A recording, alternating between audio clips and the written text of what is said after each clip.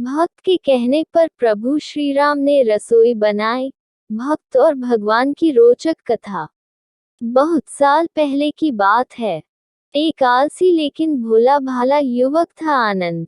दिन भर कोई काम नहीं करता, बस खाता ही रहता और सोए रहता।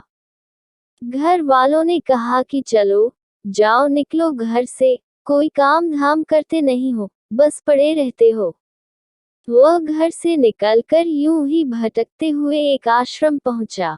वहां उसने देखा कि एक गुरुजी हैं और उनके शिष्य कोई काम नहीं करते, बस मंदिर की पूजा करते हैं। उसने मन में सोचा कि यह बढ़िया है, कोई काम धाम नहीं, बस पूजा ही तो करना है। गुरुजी के पास जाकर पूछा, क्या मैं यहाँ रह सकता हूँ?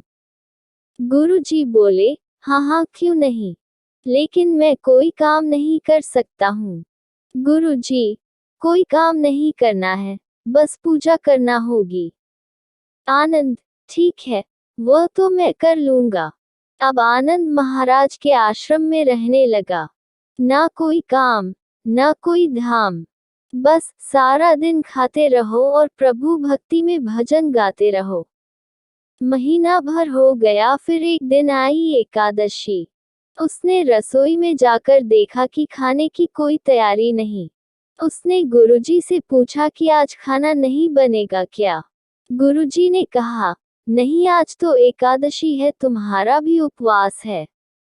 उसने कहा, नहीं अगर हमने उपवास कर लिया तो कल का दिन ही नहीं देख पाएंगे। हम तो नहीं कर सकते उपवास, हमें तो भूख लगती है।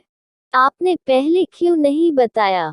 गुरुजी ने कहा, ठीक है तुम ना करो उपवास, पर खाना भी तुम्हारे लिए कोई और नहीं बनाएगा, तुम खुद बना लो। मरता क्या न करता, गया रसोई में। गुरुजी फिर आए, देखो अगर तुम खाना बना लो तो राम जी को भोग जरूर लगा लेना और नदी के उस पार जाकर बना लो रसोई। ठीक है। लकड़ी, आटा, तेल की सब्जी लेकर आनंद महाराज चले गए। जैसे तैसे खाना भी बनाया, खाने लगा तो याद आया कि गुरुजी ने कहा था कि राम जी को भोग लगाना है।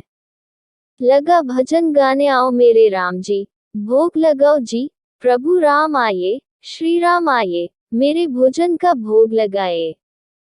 कोई न आया तो वह बेचैन हो गया कि यहाँ तो भूख लग रही है और राम जी आ ही नहीं रहे। भोला मानस जानता नहीं था कि प्रभु साक्षात तो आएंगे नहीं, पर गुरुजी की बात मानना जरूरी है। फिर उसने कहा, देखो प्रभु राम जी, मैं समझ गया कि आप क्यों नहीं आ रहे हैं। मैंने रूखा सूखा बनाया है और आपको तरमाल खाने की आदत है, इसलिए नहीं आ रहे हैं। तो सुनो प्रभु, आज वहां भी कुछ नहीं बना है, सबको एकादशी है, खाना हो तो ये भोग ही खा लो। श्री राम अपने भक्त की सरलता पर बड़े मुस्कुराए और माता सीता के साथ प्रकट हो गए।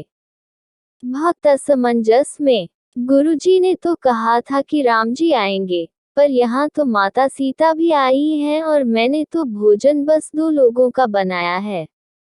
चलो कोई बात नहीं, आज इन्हें ही खिला देते हैं।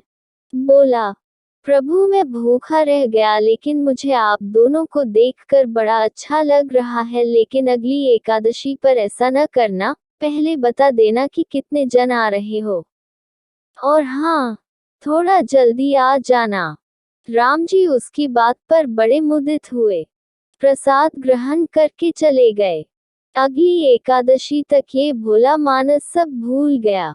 उसे लगा कि प्रभु ऐसे ही आते होंगे और प्रसाद ग्रहण करते होंगे।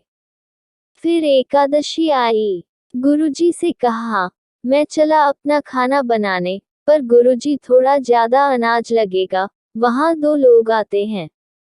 गुरुजी मुस्कुराए, भूख के मारे बावला है। ठीक है ले जाओ और अनाज ले जा। अब की बार उसने 3 लोगों का खाना बनाया।